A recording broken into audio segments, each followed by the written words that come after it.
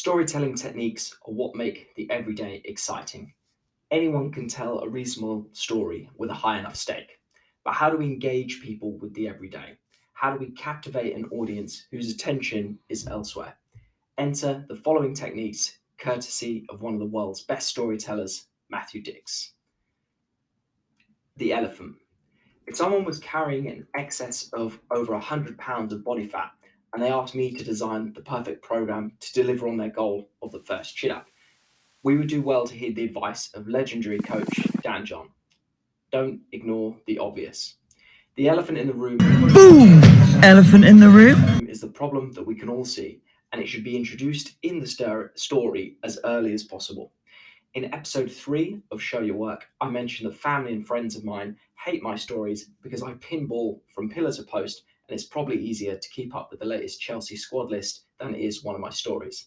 Family, friends, and even co-workers might listen to you out of politeness, but when you haven't built the rapport with someone, for example, telling a story to an interview panel, or trying to convince someone who's never met you before to buy your goods and services, you need to get a story moving as quickly as possible. Or should I say, you need to get moving in your story as quickly as possible.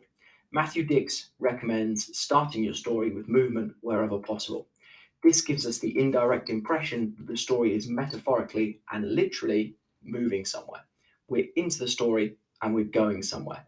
This technique is called the backpack, and it's all about getting people to feel the weight of the problem you're facing, giving them your very literal baggage, so to speak.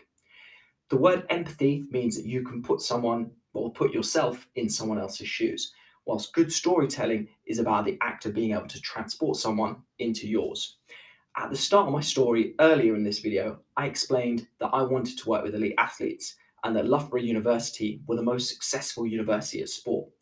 I probably should have included how I was in awe of Loughborough's facilities, and maybe I could have contrasted this with the rough and readiness of the spit and sawdust boxing gym that I represented as an amateur. This might have helped you fully understand how much logical sense it would have made for me to go to Loughborough University. Breadcrumbs. The next technique is called breadcrumbs. This is where you're going to sprinkle something that hints at the future. With breadcrumbs, you're providing the audience just enough information to keep them guessing. My favourite example of a breadcrumb is something that I remember being captivated by at 6 years old. Fearsome predator of the Jurassic is watching his prey. Peering through the water, the carnivore fixes on his unwary victim, waiting for the perfect moment to strike.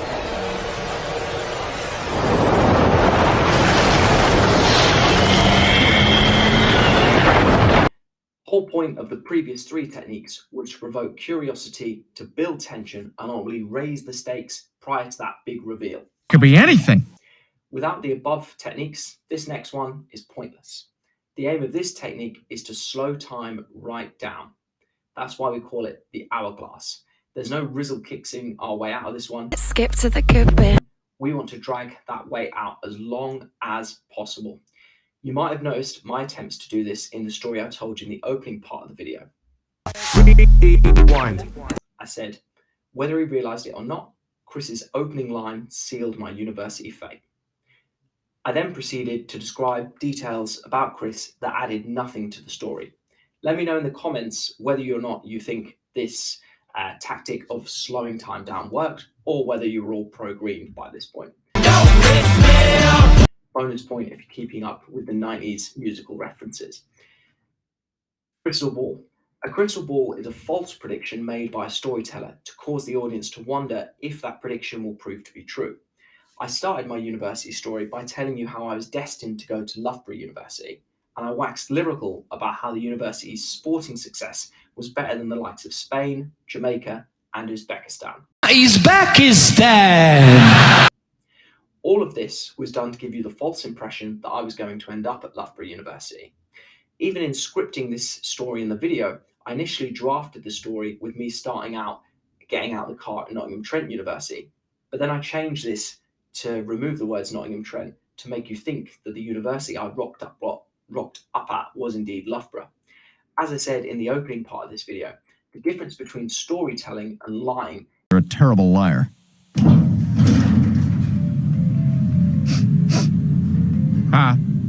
It was you. Is that lying involves adding details that were never there.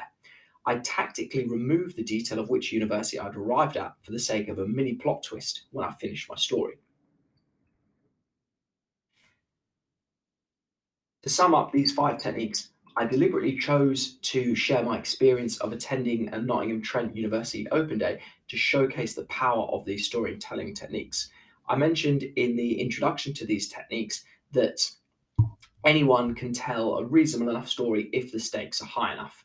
Me saying I went to Nottingham Trent Open Day is as much of a story as me saying I went to Morocco. Neither of them are stories in of themselves because at the moment you don't know what the stakes are. There's no moment of transformation. There's no moment of realization.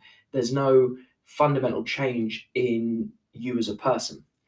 Now, you might think that stories must or have to involve exotic locations or unbelievable events, or that everybody desperately wants to hear about your kids or your holiday. Spoiler alert, they don't. But unless something happened that fundamentally changed your life, these aren't stories. At best, they're anecdotes or observations. So, how do we take the everyday and make it entertaining? Our storytelling techniques give us a lens to filter our story. Number 1. Number 2. But we can't fabricate it. We can't make it up. Even with the whys and the hows of storytelling, we still need a what.